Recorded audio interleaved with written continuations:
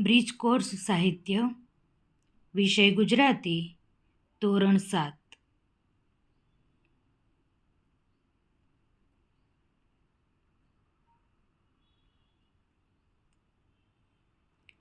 ચાર સપ્તાહમાં આપણે બ્રિજ કોર્સ પૂર્ણ કરવાનો છે.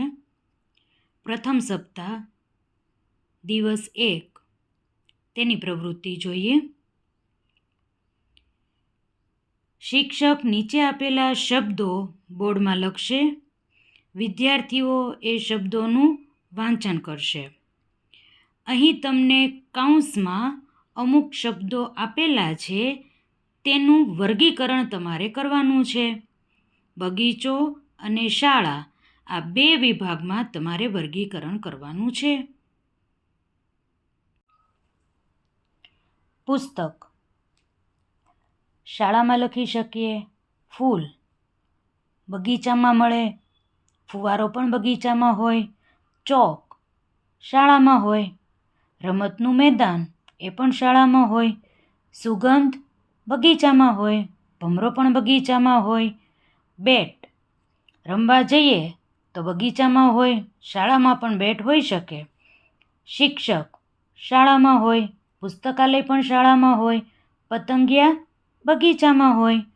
સમયપત્રક શાળામાં લખેલું હોય, પ્રયોગશાળા એ પણ શાળાનો જ ભાગ છે. નાના છોડ એ બગીચામાં હોય, તો બગીચામાં શું શું આવશે? ફૂલ, ફુવારો, સુગંધ, ભમરો, બેટ, પતંગિયા, નાના છોડ.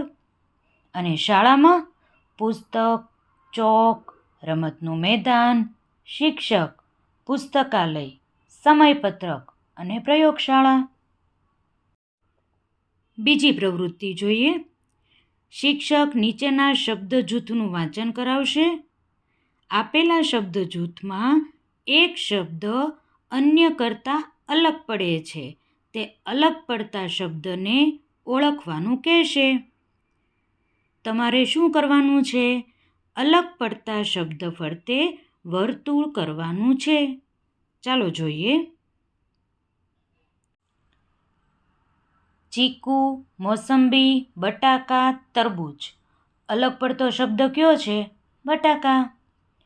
વેદના, પીડા, સુખ, દુઃખ.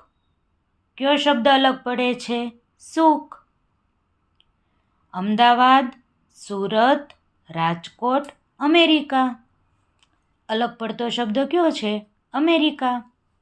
સુંદર, રળિયામણું, ખૂબસૂરત, ચોઘડિયું. અલગ પડતો શબ્દ છે ચોઘડિયું. Mobile, laptop, TV, blackboard. અલગ પડતો શબ્દ છે બ્લેકબોર્ડ. દિવસ 2, પ્રવૃત્તિ 1. શિક્ષક ઉદાહરણ પ્રમાણે શબ્દ બનાવશે. શબ્દને વર્ગ સમક્ષ રજૂ કરશે.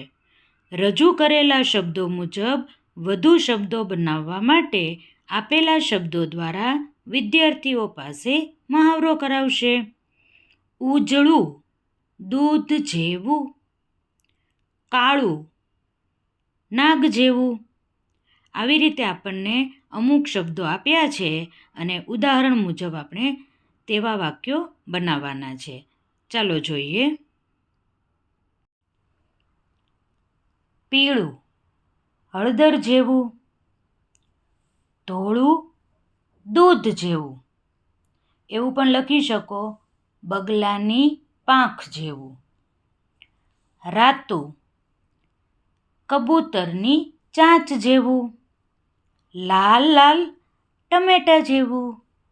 ભૂરું, આકાશ જેવું. લીલું, ઘાસ જેવું. પ્રવૃત્તિ 2.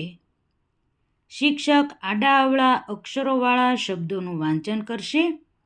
વિદ્યાર્થી પાસે વાંચન કરાવશે. વાંચન બાદ યોગ્ય અર્થવાળા શબ્દ વિદ્યાર્થી પાસે લખાવશે. સાચા શબ્દો નોંધપોથીમાં નોંધવા જણાવશે. વિદ્યાર્થીઓએ નોંધપોથીમાં આ શબ્દો પરથી અર્થપૂર્ણ વાક્ય બનાવવા કહેશો. ચાલો જોઈએ. અર્થપૂર્ણ શબ્દ બનાવીએ તો પહેલો શબ્દ છે નવજીવન. બીજો શબ્દ વિરાટ કોહલી. પછીનો શબ્દ છે બાગ બગીચો. ચોથો શબ્દ લખી શકીએ પરાગનયન. પાંચમો શબ્દ છે મહાજનપદ. છઠ્ઠો શબ્દ દરમિયાન. પછીનો શબ્દ બિન અનુભવી. આઠમો શબ્દ સવિતા નારાયણ. પછી લખી શકીએ રાજાધિરાજ. અને છેલ્લો શબ્દ ભાવનગર. દિવસ 3 પ્રવૃત્તિ 1. નીચે આપેલું કોષ્ટક બોર્ડમાં લખો. વિદ્યાર્થી પાસે આ શબ્દોનું મુખર વાંચન કરાવો. કોષ્ટકમાં આપેલા અ વિભાગના શબ્દોને બ વિભાગ સાથે જોડવા કહો.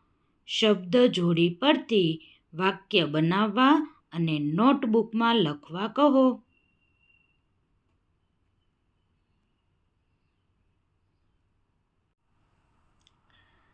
બોડીગાય, કામધેનુ. 15મી ઓગસ્ટ ધ્વજવંદન. ઋષિગણ, યજ્ઞશાળા. વિદ્યાર્થીઓ, વાર્ષિક પરીક્ષા. રમતવીરો, સ્પોર્ટ કોમ્પ્લેક્સ. વાક્યો જોઈએ. પહેલું વાક્ય લખી શકીએ કામધેનુ અને બોડીગાય ગાયોના નામ છે.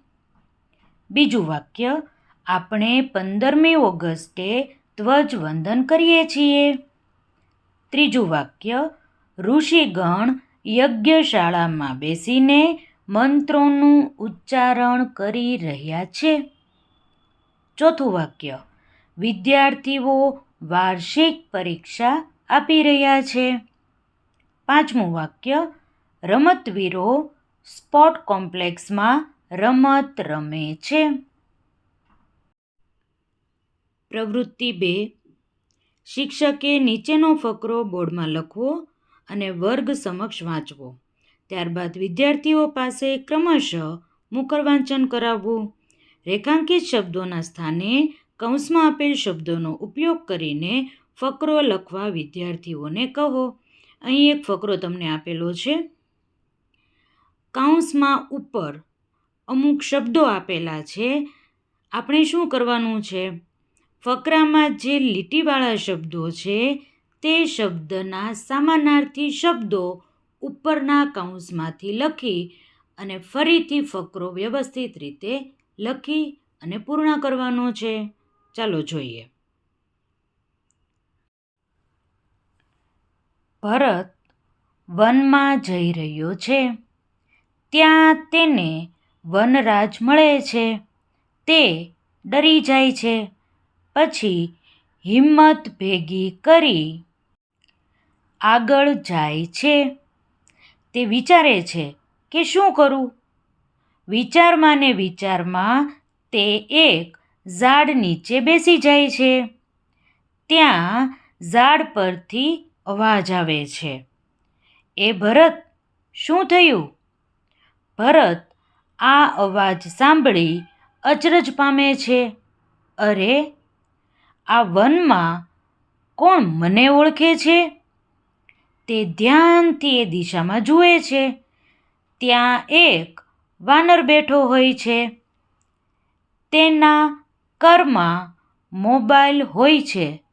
ભરત કહે છે, આ સિંહથી બચવા કોઈ યુક્તિ બતાવને.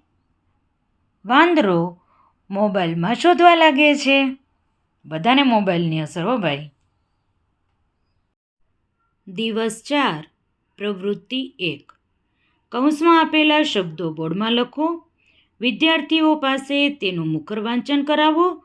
ત્યારબાદ બોર્ડમાં નીચેનું કોષ્ટક દોરો અને વિદ્યાર્થીઓને પણ દોરવા કહો. વિદ્યાર્થીઓને બેની જોડીમાં વર્ગીકરણ કરવા કહો. શું કરવાનું છે તે જોઈએ. અમુક શબ્દો આપણને કૌંસમાં આપેલા છે તેને આપણે પુલ્લિંગ, સ્ત્રીલિંગ અને નપુંસકલિંગમાં ફેરવવાનું છે. ચાલો જોઈએ.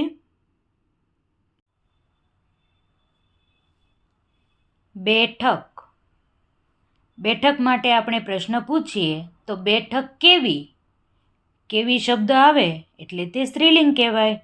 તેથી બેઠક શબ્દ આપણે સ્ત્રીલિંગમાં લખીશું. સળી. સળી કેવી? તો સળી શબ્દ કેવો છે? સ્ત્રીલિંગ. ઘી. ઘી કેવું? આવો શબ્દ આપણે વાપરીએ તો ઘી આવશે નપુંસકલિંગમાં. ઓરડો. ઓરડો કેવો? તો આવશે પુલ્લિંગમાં. તેથી આપણે ઓરડો પુલ્લિંગમાં લખીએ. ફળિયું. ફળિયું કેવું? કેવું શબ્દ આવે એટલે નપુંસકલિંગ કહેવાય. તેથી આપણે ફળિયું નપુંસકલિંગમાં લખશું. જળ કેવું? એ પણ નપુંસકલિંગમાં આવશે. તુલસી. તુલસી સ્ત્રીલિંગમાં આવશે. લીમડો કેવો? પુલ્લિંગમાં આવશે. પૂરી કેવી? તો એ આવશે સ્ત્રીલિંગમાં. પુસ્તક કેવું? કેવું શબ્દ આવે એટલે નપુંસકલિંગમાં. તેથી પુસ્તકને આપણે નપુંસકલિંગમાં લખશું. બંસી સ્ત્રીલિંગમાં. તો પુલ્લિંગમાં કયા કયા શબ્દો આવ્યા? ઓરડો, લીમડો. સ્ત્રીલિંગમાં બેઠક, સળી, તુલસી, પૂરી, બંસી. અને નપુંસકલિંગમાં ઘી, ફળિયું, જળ, પુસ્તક. મૂલ્યાંકન જોઈએ. પ્રશ્ન 1. ગુલાબજાંબુ શબ્દમાંથી બનતા બીજા શબ્દો લખો. ગુલાબ, જાંબુ, બલા, લાગુ. આવા શબ્દો તમે લખી શકો. બીજો પ્રશ્ન. તમારા નામના પ્રથમ અક્ષરથી બનતા 20 અર્થપૂર્ણ શબ્દો બનાવો. તમારા નામનો પહેલો અક્ષર લેવાનો અને તેના ઉપરથી 20 શબ્દો તમારે બનાવવાના. હું ઉદાહરણ આપું. જેમ કે મારું નામ રેશમા છે તો રે ઉપરથી મારે શબ્દો બનાવવાના છે. કેવા કેવા? રેવા, રેણું, રેસા, રેતાળ, રેખા, રેશમ, રેલી, રેતી. આવા શબ્દો તમારે બનાવવાના છે. પ્રશ્ન 3. ઉદાહરણ મુજબ શબ્દોના અર્થ લખો અને વાક્ય પ્રયોગ કરો. ઉદાહરણ આપ્યું છે આપણને. સુગંધ એટલે સારી વાસ. દુર્ગંધ એટલે ખરાબ વાસ. ગુલાબના ફૂલોની સુગંધથી બગીચો મધમધી રહ્યો હતો. શહેરની ખુલ્લી ગટરોમાંથી દુર્ગંધ ફેલાતી હતી. આવી રીતે વાક્ય પણ બનાવવાના છે. સત્ય તો સાચું, અસત્ય તો ખોટું. વાક્ય બનાવીએ. રમેશ પરીક્ષા સમયે સત્ય બોલ્યો. નરેશ અસત્ય બોલીને રજા લઈને ગયો. કોમળ એટલે નરમ. કઠોર એટલે સખત. વાક્ય બનાવીએ.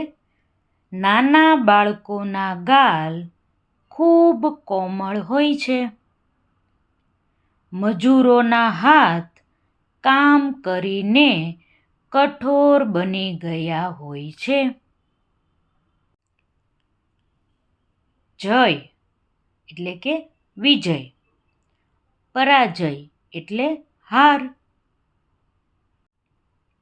વાક્ય જોઈએ. મહારાજનો જય થાઓ. રાજાનો યુદ્ધમાં પરાજય થતાં તે પાછા વળ્યા. આશા એટલે ઈચ્છા અને નિરાશા એટલે હતાશા. વાક્ય જોઈએ. મને આશા છે કે તમે આવશો. નિરાશા પરથી કેવું વાક્ય લખી શકીએ? તેમના ચહેરા પર નિરાશા હતી. સાર્થક એટલે કે સારું, સારું કામ એવા અર્થમાં. નિરર્થક એટલે નકામું. વાક્ય જોઈએ. આજે મારું કાર્ય સાર્થક થયું. નિરર્થક પરથી કેવું વાક્ય લખી શકીએ? તમારું બધું જ કાર્ય નિરર્થક હતું, એટલે કે અર્થ વગરનું હતું. પ્રશ્ન 4. નીચે આપેલા શબ્દ સમૂહ માટે યોગ્ય શબ્દ પસંદ કરો. પહેલો પ્રશ્ન, ઘરમાં પાણીના વાસણ રાખવાની જગ્યા એટલે પાણિયારું.